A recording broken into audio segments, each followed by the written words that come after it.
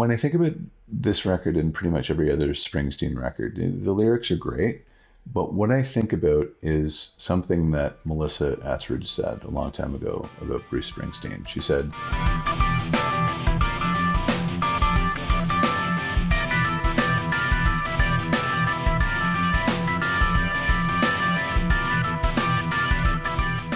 Thursday night, Mr. Jensen. Welcome back. greetings to you. Another wonderful, glorious Thursday night. Good, man. I'm good. Doing very well. Before we get into our record tonight, I just want to do something. So I think we've said this before. We usually record about 4 episodes ahead. So Yes. episode that just aired as we record this was the Black Crowes. Mm-hmm.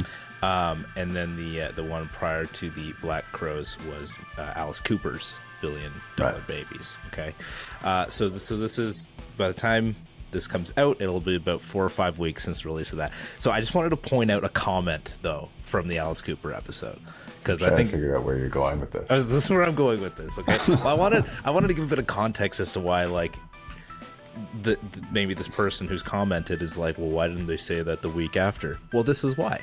That's why. Okay. That's why I'm not bringing it up sooner, because I can't, because it's happened. Doesn't matter. So this guy Wayne Hawk mentioned some things about the Alice Cooper episode.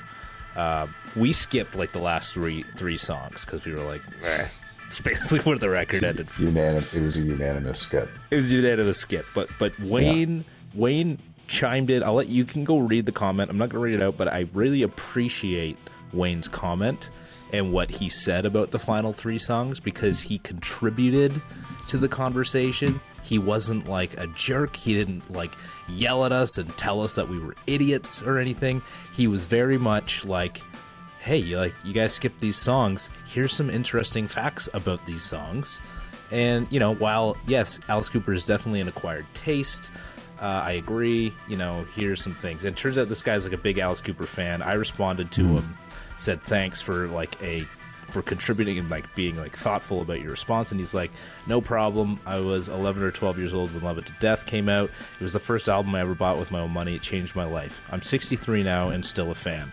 So is the wife. We saw Alice for about the 15th time together back in October of 2021 in Birmingham, Alabama. Front row, of course. Alice never disappoints. So that's awesome. Yeah, like, super cool. Wayne, thanks for leaving a comment on the episode. I don't know if you're watching. I don't know if you're just an Alice Cooper fan. You're not watching any more episodes, but I wanted to give you a shout out for just being thoughtful and like appropriate with your response. And like, that's the way it should be. Like, we're out here having a good time talking about music, and that we're just opening the door for more community and contributions. So yeah, I agree. It's funny because when we started this and before we started this, I used to comment that 75% of the internet is a toilet, for the reason being that, like, YouTube is a place that somebody would put something up and then 10 people would jump on them and throw rocks at them and say this is stupid and you're this and you're that, and like nasty personal comments, And I just thought, for what, right? It's such a terrible thing. And so I thought that going into this, we were going to get a lot of rocks thrown at us, but it's still possible. But it's not too late. But I've been pleasantly surprised at the reception that we've received. Like we some people have differing opinions, and they'll jump in and say, my kind of stance is this, but it's presented in a very, fair and kind of just way, rather than you're a dick and you don't know what you're talking about and your show sucks and all that, right? Yeah. Which is great. And I appreciate that. So 100%. Twitter's the worst for that. Twitter is like, it's like, oh, you tweeted something and like everybody just completely craps on you. Like, it's like there's no room for anybody to say anything without somebody just completely anyways, dismembering you, I guess is what I'm trying to say. So yeah, it's awesome. If you got more comments, we'll read them 4 episodes later, is what I'm trying to say here. But unfortunately, there's a bit of a lag. You gotta have shows in the can, right? You got to, because then sometimes you got to miss a week, but you got to be. have the content right for the Stuff people. happens. Yeah, That's right. exactly. That's right. Which brings us to our current show, my friend. Oh man, What are we talking about tonight again? we're talking about "Born to Run" by Bruce Springsteen, 1975. Probably one of the greatest rock and roll records ever, really. This is, in my mind, I was thinking about this today. This is rock and roll majesty, really. Think about Jungle Land. And we'll get to these songs. There's not many songs on the record. The songs are long. I think Jungle Land is 9 minutes or something. But let's go through these records. First, before we do that, actually, I want to hear, again, I'm always curious as to, whether you're going to like this or not, because I don't know. I have a feeling, I'm going to guess, I think you're really going to like this record. Yeah. Yeah. Born to Run, Bruce Springsteen. Fantastic record. Good for you. Yes. Yeah. I there's a little level here, I got to give a little bit of, what's he going to say? A little cliffhanger. So I went into this album only knowing Born to Run. Mm-hmm. That's it. Can I tell you something that will blow your mind about this record? That you might know this already, but it's when you think about it, it's ridiculous. Okay. The song "Born to Run" was not originally on the final track listing. Come on. True. So Springsteen's producer, Mike Apple, his name was, talked him into putting, because they did a whole bunch of songs. I think there was like 6 or 7 songs left off this record. Wow. Born to Run. Initially, it was one of those songs. And they had 9 songs. I can't remember what the other one was. I don't remember what it was. But anyway, it was in the place of Born to Run. And the producer sat down 5 days or 10 days before the album came out or went into production and said, listen, I think Born to Run should be on this record. And Springsteen said, okay. The problem was that Born to Run took like 6 months to record. And Springsteen claimed that he had these musical kind of sounds and ideas in his head, almost like a Brian Wilson kind of thing, right? He couldn't communicate them to the rest of the band, and that caused a lot of frustration. He could hear it in his head, but he couldn't convey it to the rest of the band. He couldn't tell Clemens how to play the saxophone or whatever. And so it took a long time for it to record. And I don't know if he was ever completely satisfied with it. And he initially wanted to leave it off the record, believe it or not. That's crazy, because it was the first single that came out for the album, and it came out like 6 months before the album would have been released. So like they released this song anticipating the album would be finished much sooner than it was. You know what else is funny about this record? Only 2 singles from this record were released. Yeah. Isn't that weird? Yeah. So think about it, there's 9 songs, right? But think about like I know Jungle Land was long and it was 1975 and you couldn't really release that. But then you think about Meatloaf's record, right? There was some epically long songs on that were released as singles. So 10th Avenue, Freeze Out, and Born to Run were the 2 singles. And that's it. I could see Backstreets and She's the One being it. Right? But I think that this album just benefits from being listened to as an album. Like, I fully agree with you. Totally understand the idea of singles, and I don't know. Maybe they tried to release more singles, and they wasn't welcomed. I don't know, but I don't know if it would, if like in context, like it's just so good in its entirety that like I think only releasing 2 singles, as crazy as it sounds, makes the most sense, or made the most sense. Yeah, no, I agree with you. I'm an album person. I don't care about singles. I think it's interesting that, this is around the time that record companies started to figure out how much money they could make from bands, right? And so you would think that they would, Jimmy Iovine was like a young kid at this time, coming into the business and kind of getting a real nose for it, right? But you would think that the executives would say, okay, so Freeze Out's a single for sure. Born to Run's a single for sure. Thunder Road is definitely a single, right? Yeah. She's the One is a single. Even like Backstreets could be.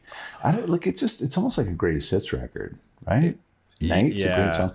So and my point is, I just think it's really weird that officially they only released 2 singles from this album and moved on. Yeah.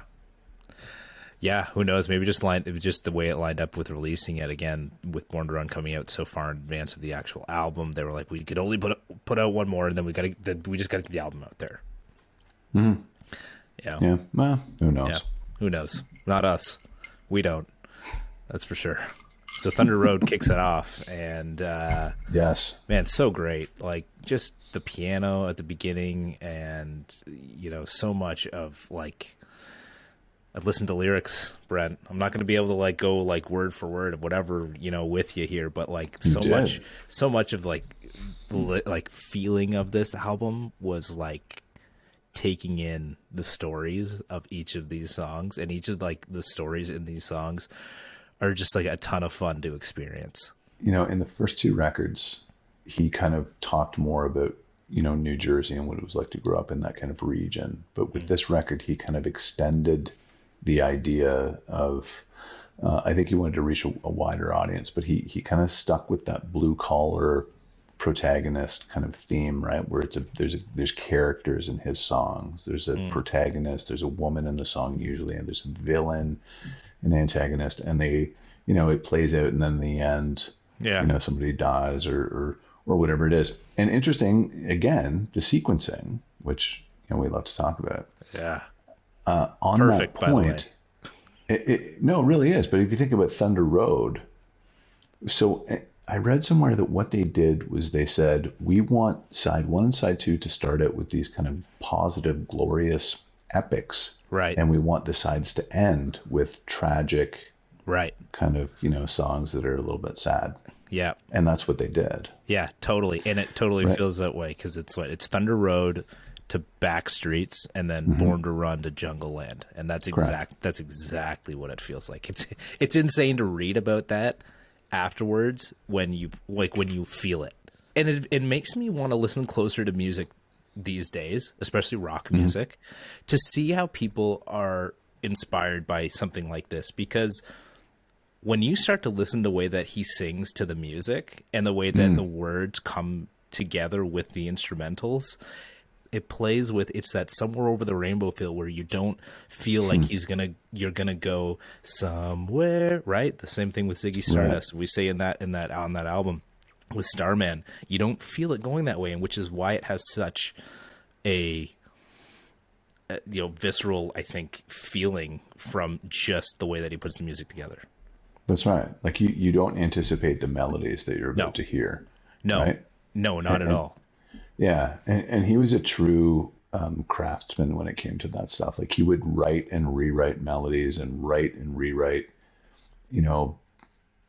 guitar parts and bridges and everything. Like he was just a taskmaster. Yeah, well, he threw this at the first recordings of this, right? He threw this in the toilet or something.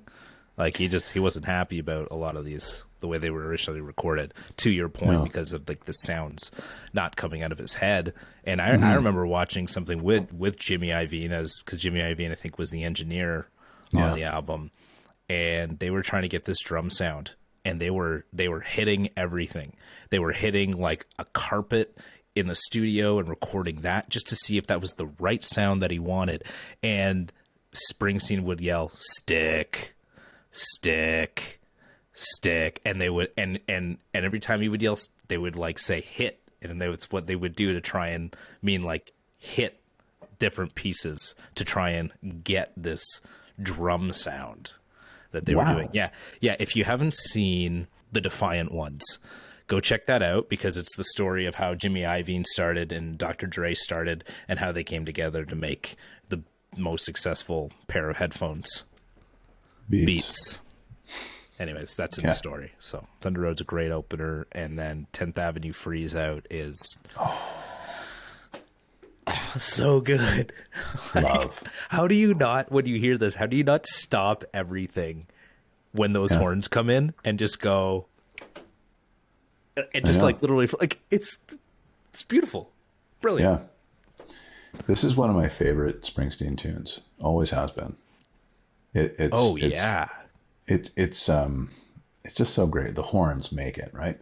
And this is about the formation of the E Street Band, really, because I think that Max Weinberg and one of the other guys joined the band to solidify the E Street Band lineup, I believe, on Born to Run. And if you listen to the lyrics, like Bruce Springsteen, there's a Bad Scooter again. That's him, right? So BS. Bruce Springsteen, Bad Scooter. So cool. And they talk about Clarence Clemens, the big man, joined the band, right? And then there's that like sax line. That was the line that made me realize this song was about the band. Like I didn't get it until he said the big man joined the band, and then the wicked sax line. And like a quick aside, the saxophone and this, I know this is what he's known for, and I've been understood to know like Clarence Clemens is like this legend on the saxophone. Like this is me fully experiencing Clarence Clemens on saxophone, and it is like it's almost life-changing, man, to hear these sounds and the tones and just everything that comes with it. So when he said that line, I was like, oh, this has gotta be about it. And then when I looked into it more, Bad Scooter, wow, it's so cool. So great. Yeah, amazing, right? Yeah. Night is next. Yes. What do you think of that one? Love it. Love the tune. Yeah. I love the song. It's like I know that the Thunder Road eventually kind of builds into this pickup tune. Like it picks up. Same with 10th Avenue Freeze Out, and then Night just starts off. You just start running, and it's like feels like every song on this album is really just like it. Really, the first 3 to 4 songs felt like really taken off, right? Really, you're really running. And that's what I got from this. Great song. Just moving. And again, there's that blue collar protagonist, right? So this is where it really, I don't know if it started here, but you really kind of see it come to the fore. That storytelling aspect of Springsteen's lyrics, where he uses that protagonist and there's a story unfolding. And and this is really connecting to the blue collar, the hard workers, the working men, the Chevy drivers, right? Like that's kind of what it's really getting to. And to me, I think with this one, it was about the motorcyclist. That's what I felt was this one. Mm-hmm. The guy, what is it? You drive up to, you jockey your way through the cars, sit at the lights, it changes the green. With your faith in your machine, off you scream into the night. Like just these visuals that put you in these protagonists' positions. It's so cool. Yeah. And it's just like there's so many metaphors, right? So the machine, and the exhilaration that you get from your machine, but the exhilaration that you also get from finding love. So often he intertwines love with this exhilaration of freedom and, driving fast. Yeah. And it's like a kid's dream, right? Oh yeah. I when I was a kid, and I was thinking about this when I was listening to this record again, I ignored Springsteen. Around the time of Born in the USA, I just thought like, no, I'm not. This is not my thing. And I'm going to tell you something. I regret that to this day. Like I really, truly wish that someone had grabbed me by the collar and said, "Listen to this." Like, no, I feel you, man. Because I missed out on so much. Obviously, this is like. We're not in the same the same decades of as being born or anything, but I get it. Springsteen he wasn't on my radar. He's never been on my radar, and I don't. It's kind of the same, I guess, with Bowie, but like it's always kind of been like Springsteen's always kind of been like this. I don't know. I'm not old enough to like Springsteen. I don't know if that was your mentality, but it was like, absolutely it was. That was it. He was for older people. I did think that when I was 14. It was too sophisticated for me. I'll be very honest. But I'll tell you, when I get into it later, I was like, holy shit, did I ever miss out on a lot? Backstreets. A lot of pain. I feel a lot of pain in this song. So a lot of speculation as to what the song is about. I don't know if you know anything or if you kind of looked into this, but Backstreets, there's a character again. But the character's name is Terry. And Terry is kind of an ambiguous name in terms of gender. So there's a little bit of speculation that this was, and again, Backstreets, right? That this was a song about homosexuality. Yeah. I did hear about it. It's interesting. And could be. I think the thing I love about it is that it sings to that community as well. Yes. You know, it doesn't discriminate against that community, whether he was intentional with that or not. I think that is also like a huge part of what goes a long way with this album. Again, and a lot of what makes so much of the music from the 70s and 60s and 70s so great is it's timeless. You know, it's like it can speak to you now, like it's speaking to me. It could speak to you then, right? And it's going to be able to speak to you 100 years from now. Oh, his music certainly will. There's no question. And so that's the end of side one, and then Born to Run kicks off side two. Huge. And to my understanding as well, like, and I gotta say, like, this was the only song I knew. It was cool. And like I liked the emotion of it. I remember seeing a visual of him running across the stage as he's saying "Born to Run," "Baby, we were born to run," and I remember seeing that years ago, and I was like, "Wow, that's cool. This is a cool song. What song is this?" And so I was really kind of into it. It ends up being like this is like the least exciting song for me on this album. Not just because I've known it, really? but because when I listen to everything else, I'm like, wow. Everything else is so much more, I can't say better, but it's just I just love everything. Like, this is just the last song that I would listen to now on the album. When I think about this record and pretty much every other Springsteen record, the lyrics are great, but what I think about is something that Melissa Etheridge said a long time ago about Bruce Springsteen. She said, Bruce doesn't sing with his mouth, he sings with his body. And you know, I think like Bruce Springsteen gives 200% of himself in every single performance, right? He used to play for 4 hours. And that's what I love about Springsteen. It, like, all of these things point to the same, to the same kind of area, is that Springsteen is giving himself to you. And not just like in a kind of small way. Like, he's really committing 100% to like getting his point across to you. And that is so absolutely clear to me. Yeah, Born to Run. It's a good tune, but She's the One's better. Oh, really? Oh, yeah. It got a little Bo Diddley feel to it. Okay. It's funky. Yeah, totally funky. It's got that beat, you know. Yeah, it was totally. I totally felt Footloose on it. When did Footloose come out? When is that? Is that after this? Like 82, 83. Yeah. See, so Footloose taken from bam bam bam bam bam. You know, it's great. Well, that comes from Bo Diddley. Yeah, that's I think what I meant. The song's called. Of course. This song almost didn't make the record, apparently. Oh yeah. Yeah.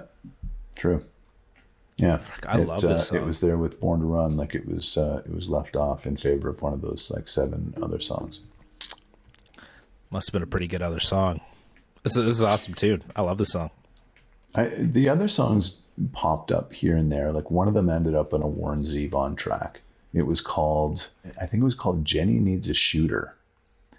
And it was left off. And Warren Zevon and Springsteen reworked it and called it Jeannie Needs a Shooter. And it showed up on Zevon's 1980 record called something about Red. It's Red in the title. I can't remember the name of it.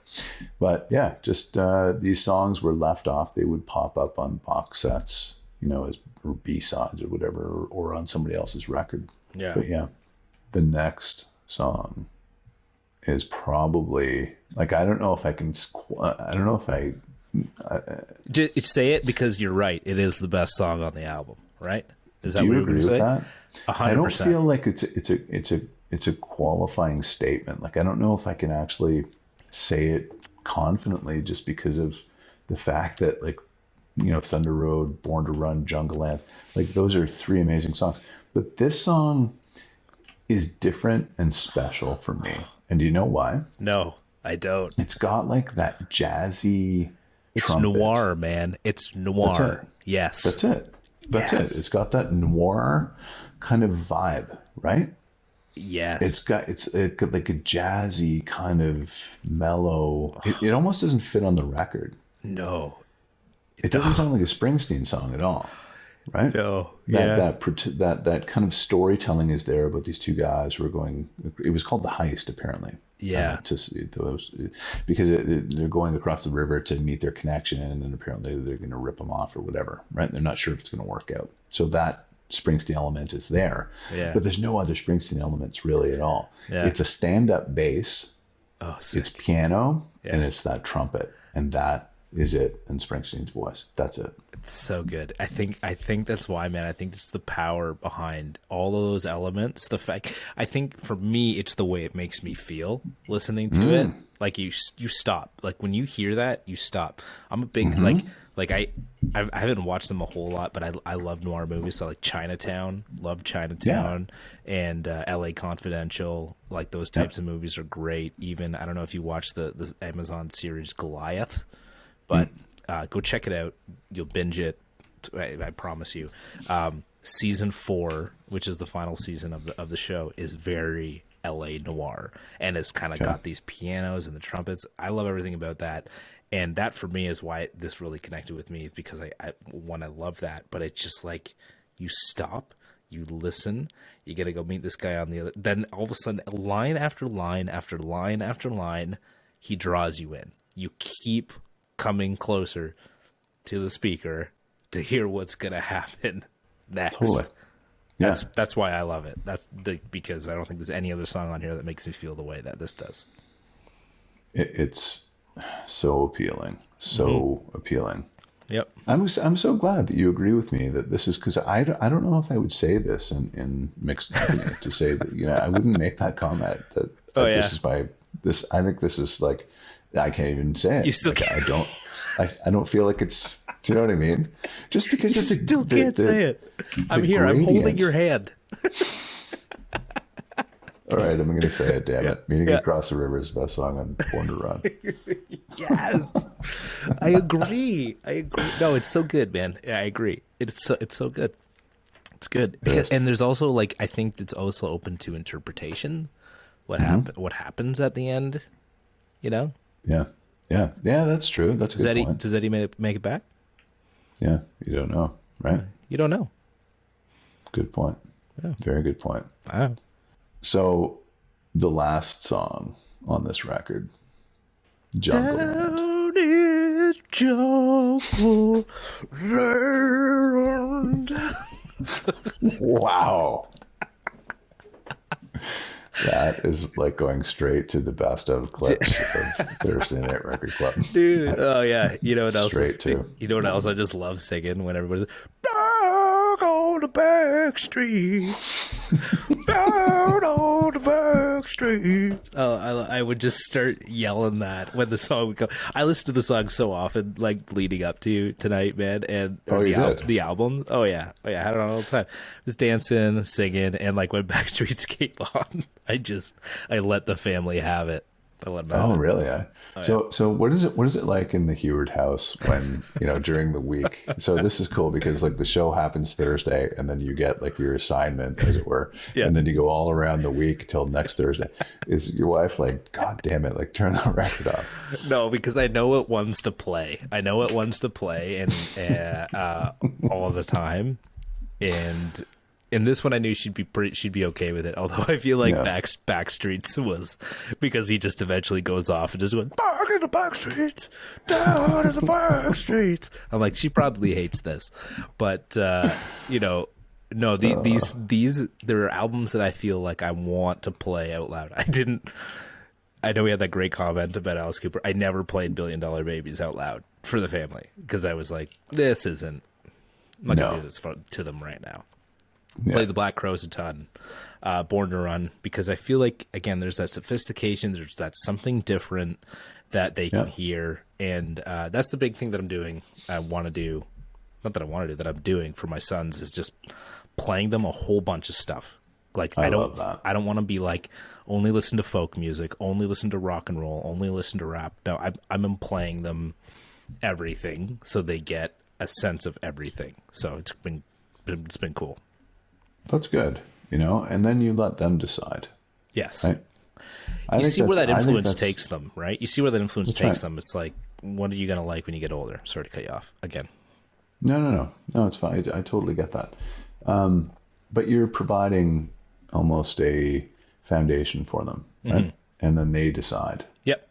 100%. You kind of determine the playing field for them. Yep. And then you're on the sidelines. They play the game. Exactly. Jungle Land is like a little mini opera for me.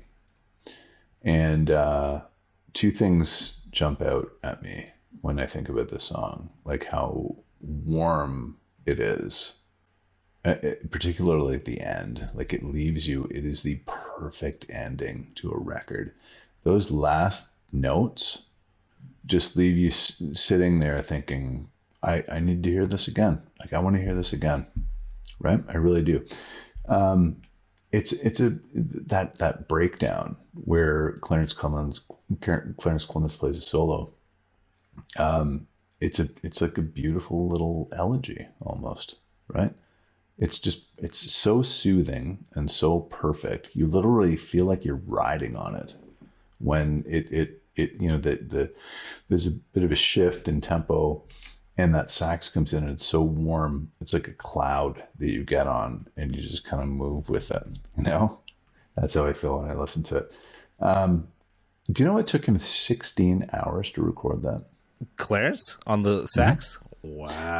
So I was saying earlier that Springsteen was a taskmaster. And apparently, what is the story? Somebody asked Clemens about that, and they said, like, what's Springsteen like to work in the studio?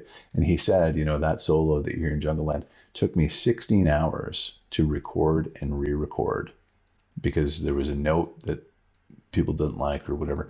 16 hours. And he said, I smoked a lot of weed, and I just tried to keep my head.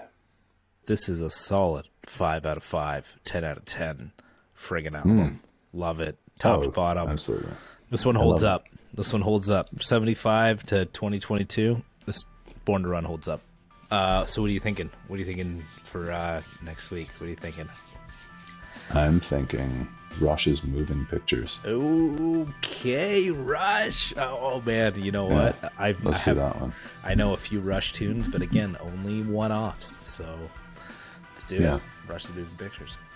Let's really dig into this record. Am I going from a 34-minute Bruce Springsteen record to a 95-minute No, Rush it's record? Not that long. Okay. It's not that long. Cheers, man. Frickin' Cheers. cheers to the heist. Cheers to rock and roll. Rock and roll. God, bourbon is just so good.